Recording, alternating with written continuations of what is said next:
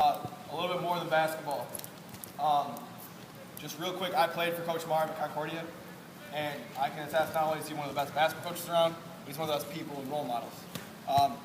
So really pay attention because he's really made a very positive impact on my life and made me a better person because of it. So please try to take something out of this, all right?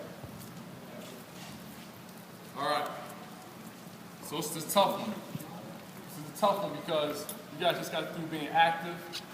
We just had 2 games. You just heard me talk for like 20 minutes. Now I have to try to engage you again, okay? But we're going to go a much different route. I got the ball in my hand, but I probably won't do too much shooting. I definitely won't do too much talking about it. But we're going to talk about how do you get what you want out of life. Okay? How do you get what you want out of life? I'm sure all of you want to do things, you want things. And it could be something small, like you want a pair of sneakers. Maybe the new Kobe's came out and you really want those new Kobe's. They cost $225. You know, moms and pops, when they take you to the gym shoe store, they're like, listen, the limit is $150. The limit is $125, or how much you got on it.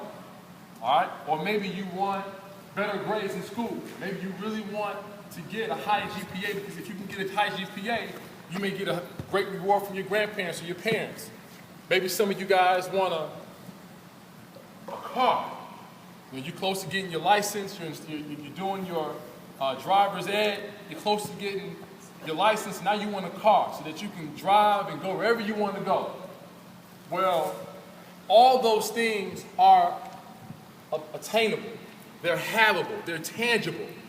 And even some of the things that you think are the most far and distant from you are probably closer to you than you think.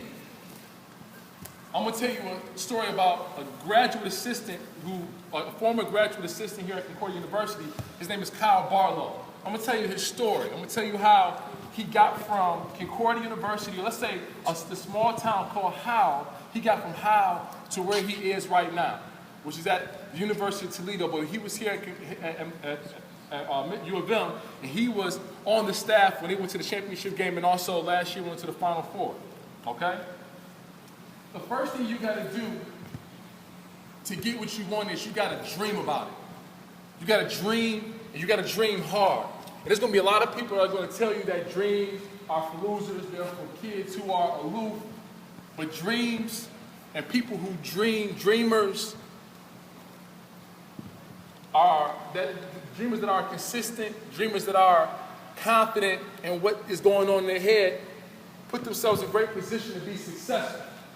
My man Kyle loved Michigan. He loved Michigan. I'm sure they went to games. I know he went to games. His father took him to games. They went to basketball camps. If they had an opportunity to do something with U of M, he was there. All right? He saw himself maybe one day being on the floor playing with Amazing Blue and playing with the Block M on his chest. He saw himself doing these things. All right? Now, by the way, Barlow is about 5'10", not very athletic. So I'm not talking about a specimen who's thinking of himself going to Michigan. I'm talking about a guy who might be your size grown. All right, he's your size and he's grown. All right, but he thought it to himself, I can somehow play for Michigan. Somehow, some way I can do it. All right, dream hard. Use your imagination. Use your creativity. Think about what you want, and as you think about what you want, add dimensions to what you want. Add dimensions to these dreams and these ideas. So as he's thinking about Michigan, he's thinking about what it would be like to put on the jersey, to put on the shorts, to go out there and to jump and tap the Go Blue sign or the Michigan sign or the Block M, to go out there and hear the crowd and to sit on the bench and have his name called and go to the scorer's table and get in the game and catch it and pass to whoever was playing back then. He was thinking and creating and adding these dimensions to his ideas so they became real. So whatever you want, you think about what you want and you add dimensions to it. That helps your dreams to create, that helps your dreams to form and develop into something that is no longer just an image. It becomes tangible, becomes more and more real. So what did he do? He worked on his game. He worked on his game, and he was a great leader, and he was a good shooter. And actually, he was a great defensive player. Great defensive player. He wasn't super long, wasn't super athletic, but he could get the job done. He grows up, and he realizes that, shoot, I'm not getting any taller, I'm not getting any longer, I'm not getting any more athletic.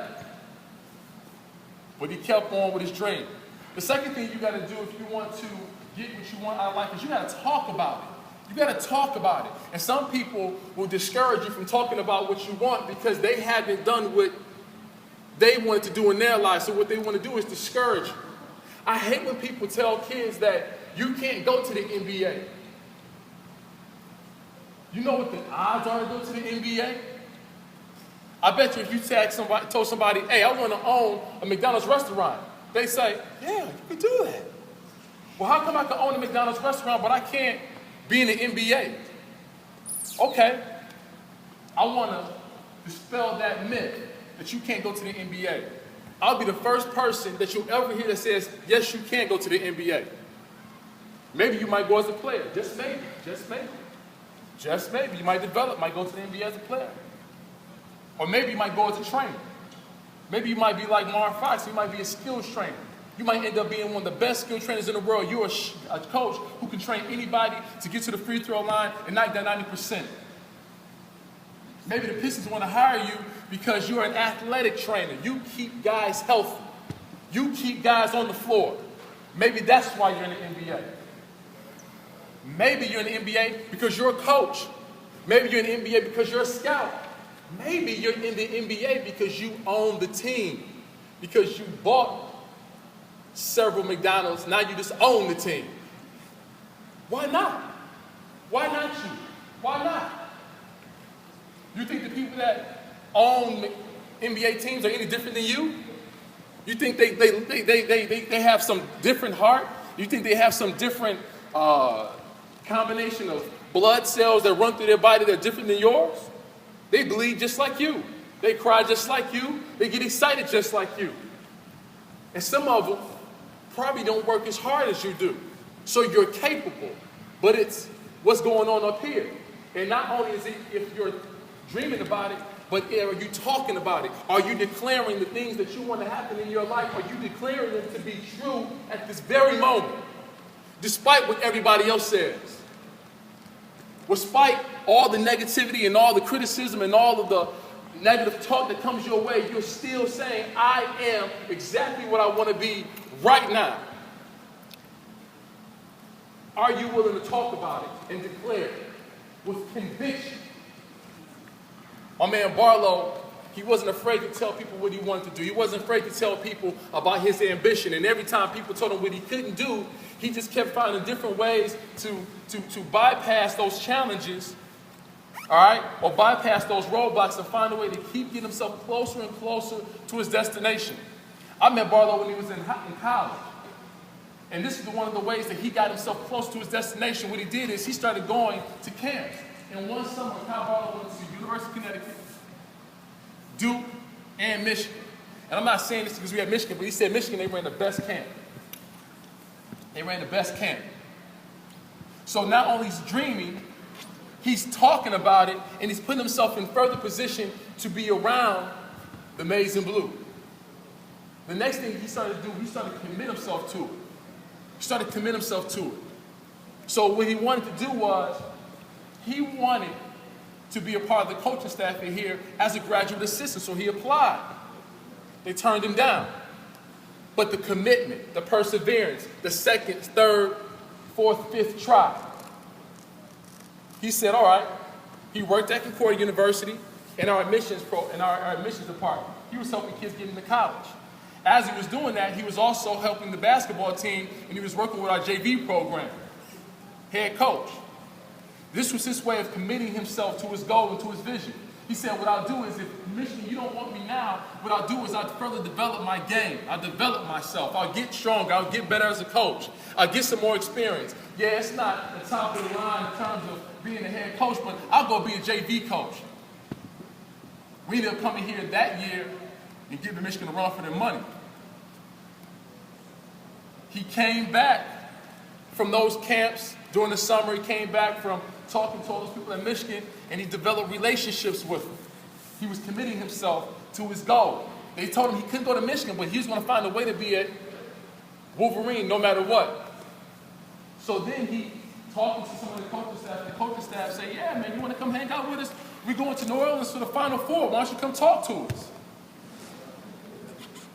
He said, all right, I'll be there. Phil can tell you this. He goes down in a van with 6 guys. had no place to stay. All he cared about was finding where the coaching staff for the Michigan Wolverines were. He's going to hang out with them. You ever heard the term fake it till you make it? Sometimes you got to do that. Hey, man, I just want to be in the room. If I can be in the room and be around these guys and talk to these guys and engage these guys and befriend these guys in a genuine way, if I can learn more about who they are and what they're about, maybe, just maybe, I could be a part of that staff. He comes back after talking with these guys, and he finally gets an interview. Now, I don't know if you know much about Michigan, but Michigan, because they do such a great job of producing such good products in terms of people, they typically hire from within. Right? You guys know what that means? So let's say, for instance, Derek Walton decides that once his career is over, they're going to get him to come back versus getting Marv in field. You guys understand that? They want somebody who knows their system to work for them versus getting somebody from the outside because they want to keep their family together. You dig that? So here's a guy from Howell, Michigan, wasn't highly recruited, goes to play NAIA Division II basketball, did not set the world on fire as a basketball player, but was a very strong basketball player, had a very strong career. He goes to their camps. He helps them out. He goes coaches college basketball, but he's still keeping his dream alive. He's dreaming about it. He's talking about it. He's committing himself to it. And what do you know? Beeline flies in from out of town just to have an interview with who? Kyle Barlow. I was at my mother-in-law's house when I got the call. He says, man, I just had my interview. And he's talking like he didn't get it. And at the very minute he says, but I'm in. That's what it's about.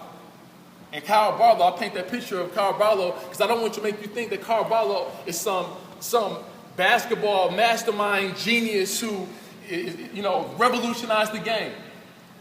He came from where I come from, Concordia University, right up the street, Getty's Road, 4090 Getty's Road, Ann Arbor, Michigan.